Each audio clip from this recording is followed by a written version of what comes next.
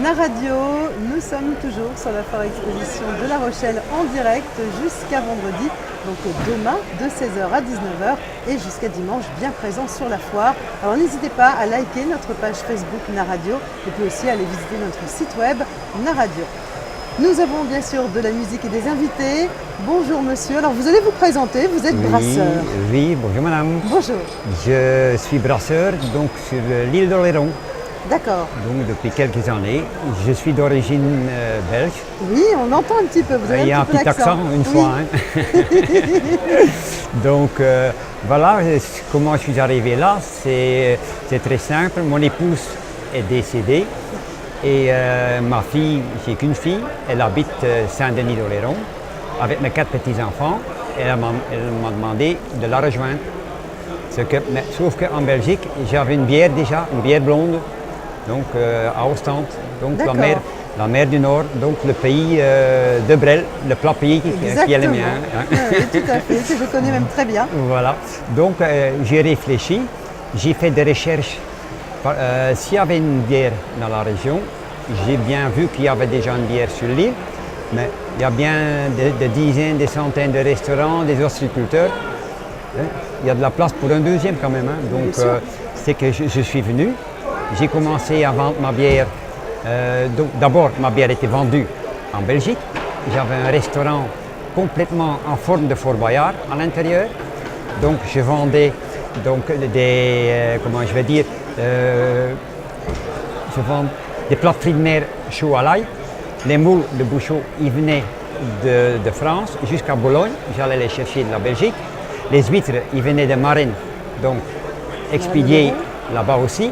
Donc j'étais le seul qui avait des huîtres marines Oléron. Oui, j'avais un vivier, donc un aquarium, qu'avec des huîtres. Donc les gens de la région, ils venaient manger les huîtres, même à 15h de l'après-midi. Donc c'était chouette.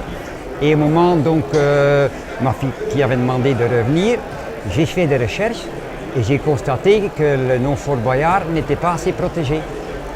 Du coup, je l'ai protégé à l'INPI, donc, et ce qui a fait que ça n'a pas plu à pas mal de gens. On m'a dit que j'étais un voleur hein, et que ça ne m'appartient pas et on me le reproche toujours. Ah oui, mais alors ça, Hein, bon, c'est comme ça. C'est comme ça. Hein. Voilà, exactement. Alors, pendant que vous nous racontez un petit peu votre histoire, nous allons voir quelques images. Alors, vous avez créé cette bière artisanale qui est la Fort Boyard. Parlez-nous de cette bière, donnez-nous envie. Voilà, donc cette bière, elle est artisanale. On fait 400 hectolitres actuellement. On a 6 sortes de bières. Donc, on a une blanche qui est avec du coriandre et de l'écorce orange amère de 5 degrés. Puis on a une blonde traditionnelle, puis on a une brune avec des pruneaux d'Agen, puis on a une ambrée, et puis on a une mademoiselle avec du miel qui est de la région. De la région aussi? Oui, et les pruneaux sont d'Agen. Oui. Eh bien, dis donc, c'est super. Alors, on va la goûter après, hein, quand il sera l'heure de la goûter, cette bière, bien évidemment. Elle a des arômes. Vous m'avez parlé de melon tout à l'heure aussi. Ben, ce que j'ai fait, c'est qu'on m'avait demandé, pas mal de clients commençaient à me demander pourquoi vous ne faites pas une bière avec du pinot ou cognac, comme mes confrères. J'ai fait des recherches et que j'ai constaté qu'il n'y en avait aucun complètement donc, charentais. Donc qu'est-ce que j'ai fait?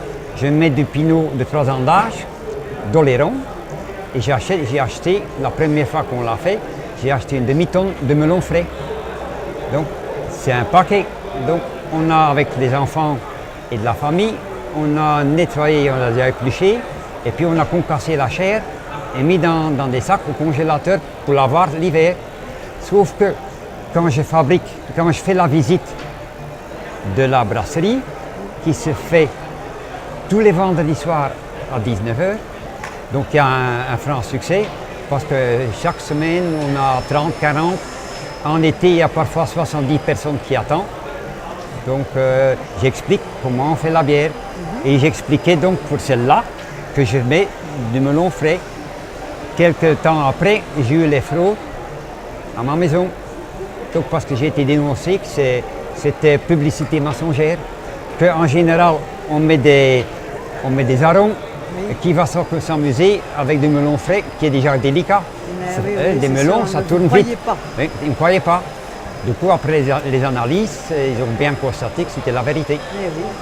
Vous avez du courage aussi, hein, oui. pour nous régaler, pour régaler nos papilles. Oui, j'ai commencé donc en Belgique, maintenant j'ai 70 ans. J'ai eu des problèmes, des difficultés, donc pas pour la fabrication, mais on a toujours trop peu de bière. Chaque année, on est en rupture. Il y a 2 ans maintenant que la banque nous a prêté de l'argent, finalement 200 000 pour acheter des cuves de fermentation. Au départ, ils n'en voulaient pas parce que j'ai un cancer, il est maîtrisé. On a enlevé complètement mon estomac. 70 ans pour prêter à quelqu'un de l'argent. C'est pas simple. C'est pas simple. Et en disant que un des fistons rentrait dans la société, il a 35 ans, ils nous ont quand même autorisé donc un emprunt. D'accord, oui. Et suite à ça, on s'est développé. Donc on a maintenant 400 hectos cette année. On est de nouveau en rupture de stock. Et du coup, on est obligé d'agrandir. Oui, c'est plutôt bien ça. Oui, ça fait qu'on a acheté un terrain, donc tout près, en face de la ressourcerie qui est à 2 rues où on est, à Doulus. Et là, on a commencé à construire une nouvelle brasserie de 650 mètres carrés. Ah oui. Oui. Donc avec possibilité de mettre une plateforme pour agrandir jusqu'à 1000 mètres carrés. Donc du coup, la production, qui est de 400 hectolitres, on va la monter jusqu'à 2000 hectolitres. Mais pas au-delà. Parce que moi, j'ai fixé 2000 hectolitres. Oui, alors après, est-ce que l'appellation artisanale aussi, peut-être aussi, ne fonctionnera plus alors du coup? Si, quand même. Ce qui est bizarre, que la bière artisanale, elle va jusqu'à 200 000 hectolitres. Eh bien oui. C'est quand même 200 000 hectolitres. C'est quand même pas rien. Et toujours être artisanal. C'est étonnant. C'est très étonnant. Voilà. Mais Bon, ça c'est les lois, ça c'est le règlement. Donc non, moi j'ai fixé la qualité. Il y a quand même le Fort Bayard qui est quand même réputé dans la région. Bien sûr, oui, Donc en étant un monument. Donc moi j'ai décidé, avec les enfants, je fais 2000 hectolitres maximum. S'il y a une rupture de nouveau, j'en suis sûr, parce que ce sera pareil. Jusqu'à maintenant, 95% de la vente se fait sur Oléron. Oui. J'ai pratiquement pas de clients à l'extérieur. Et par Internet, est-ce qu'on peut commander votre bière? Oui, ça c'est récent. D'accord. Donc à partir de mois d'octobre, on vend déjà un petit peu par Internet. Région de Paris et le nord de la France. Et à partir, on va l'améliorer, la qualité du site Internet parce que ça se développe.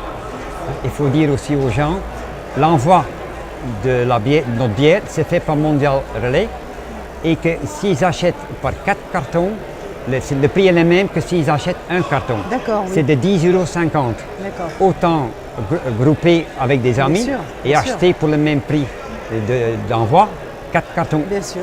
Eh bien, justement, pour en acheter, il faut la goûter. Hein. Moi, j'ai très envie de la goûter. Hein. C'est une excuse, mais j'ai très envie de la goûter. Chose que nous allons faire tout de suite, avec modération, bien sûr, car l'alcool est dangereux pour la santé. Na Radio, vous êtes toujours parmi nous. Merci de votre fidélité.